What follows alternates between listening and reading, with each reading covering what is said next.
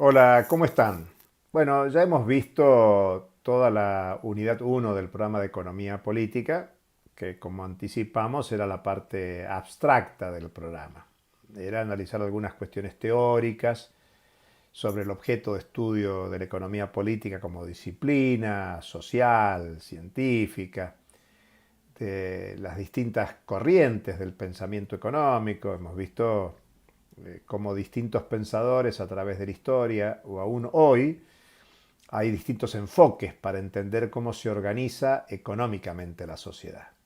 Por eso es que hay, bueno, concepciones que defienden el orden económico contemporáneo, el capitalismo, y lo hacen desde un enfoque liberal, incluso neoliberal. Otros lo hacen desde el capitalismo, pero crítico al neoliberalismo, al liberalismo, y lo hacen desde un enfoque keynesiano, neo-keynesiano, post-keynesiano, entendiendo a una forma de interpretar el orden capitalista desde una determinada corriente de pensamiento.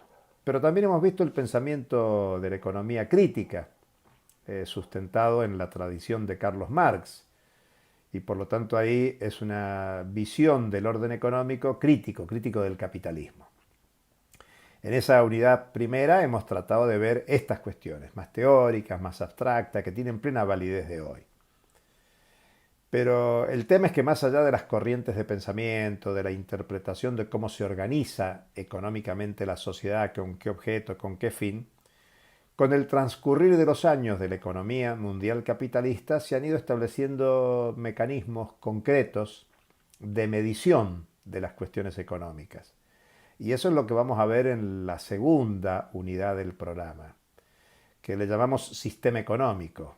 O dicho de otra forma, es poner a los estudiantes en el conocimiento de la terminología económica usual. Es cómo se miden las relaciones económicas en la Argentina y otros países del mundo, porque el sistema económico funciona como una convención en todos los países. En este momento está reunido el Fondo Monetario Internacional y el Banco Mundial. Las reuniones de primavera son reuniones virtuales en esta época de pandemia. Y entonces el Fondo Monetario Internacional dice la economía mundial va a decrecer 3%. Eso quiere decir que el Producto Bruto Interno del promedio de todos los países va a decaer 3%. Eso es porque algunos países van a decaer 10% y otros van a crecer el 2%.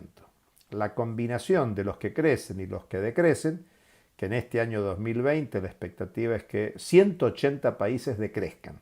Va a haber una gran recesión mundial.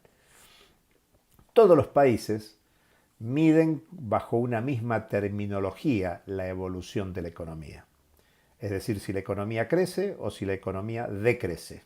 Este año 2020 va a ser un año de decrecimiento, de recesión. Va para atrás. O sea, la economía mundial, la economía argentina, la economía de Estados Unidos, la economía de Brasil, va a crecer menos que lo que creció el año pasado.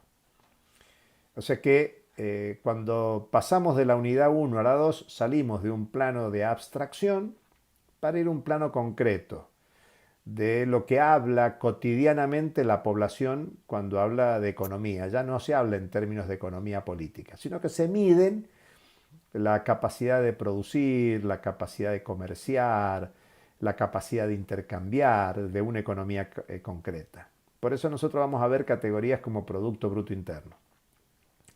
Vamos a ver dentro del Producto Bruto Interno que el destino del Producto Bruto Interno es el consumo o la inversión cuando hablamos de una economía cerrada.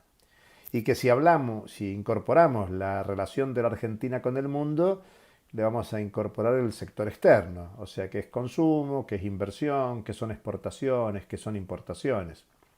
Y si agregamos el sector financiero, estamos viendo cómo intermedia la oferta y demanda de dinero y podemos incorporar el sector público y entonces ya no es solo consumo e inversión, en el sentido de consumo privado e inversión privada, sino consumo público e inversión pública.